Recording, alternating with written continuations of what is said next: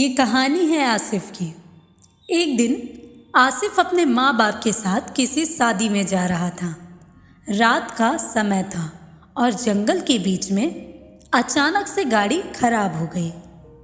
आसिफ गाड़ी से उतरा और पास में ही टहलने लगा। टहलते हुए उसने देखा सड़क पर एक कंगन पड़ा हुआ था। उसने वो कंगन देखा और उसे उठाकर अपनी जेब में रख लिया। काफ़ी देर बाद जब मैकेनिक आया तब गाड़ी ठीक हुई और वे घर आ गए। आसिफ ने अपने कमरे में जाकर उस कंगन को निकाला और उसे अपने हाथ में पहनकर आईने की तरफ देखते हुए मुस्कुराने लगा। फिर आसिफ सो गया।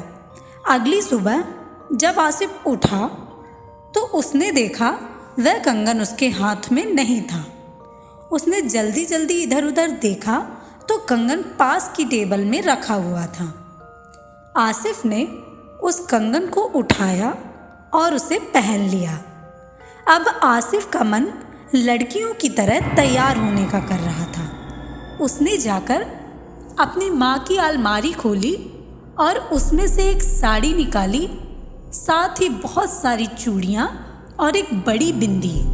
अब आसिफ पूरी तरह से तैयार हो गया कि अचानक से पापा कमरे में आ गए। पापा ने उसे देखा और वे उस पर गुस्सा करने लगे। पापा ने आसिफ को बहुत डांटा। आसिफ रोने लगा। इसके बाद पापा वहां से चले गए। आसिफ के बिहेवियर में बहुत ही बदलाव आता जा रहा था। वह लड़कियों की तरह चलता और लड़कियों की तरह ही बोलने लगा था। वह सबसे कहता,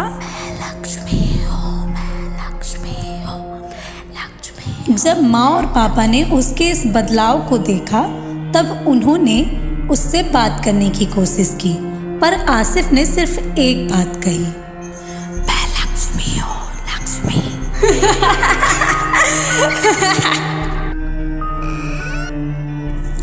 इसके बाद माँ ने आसिफ के हाथ में उस कंगन को देखा। माँ ने सोचा यह कंगन किसका है और आसिफ के पास कहाँ से आया। जब माँ और पापा ने उस कंगन के बारे में पता किया तो उन्हें पता चला कि जंगल के पास एक छोटा गांव था जहां एक आदमी रहता था जिसका नाम लक्ष्मी नारायण था। वह आदमी औरतों की तरह ही रहता था, साड़ी पहनता था और बड़ी सी बिंदी लगाता था।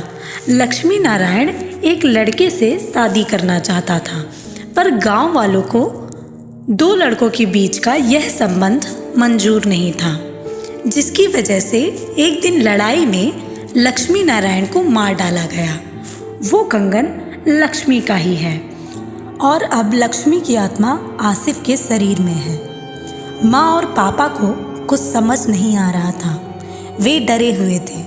उन्होंने एक बड़ी पूजा रखी और सारे गांव वालों से जाकर सारी बात बताई। सारे गांव वालों को अपनी गलती का एहसास था। सब ने लक्ष्मी से माफ़ी मांगी और पूजा का हिस्सा बने। साथ ही लक्ष्मी के उस कंगन को गांव के बीचों बीच दफना दिया गया।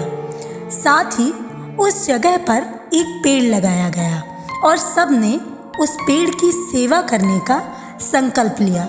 लक्ष्मी की आत्मा ने सभी को माफ़ कर दिया था और अब वह मुक्त हो चुकी थी।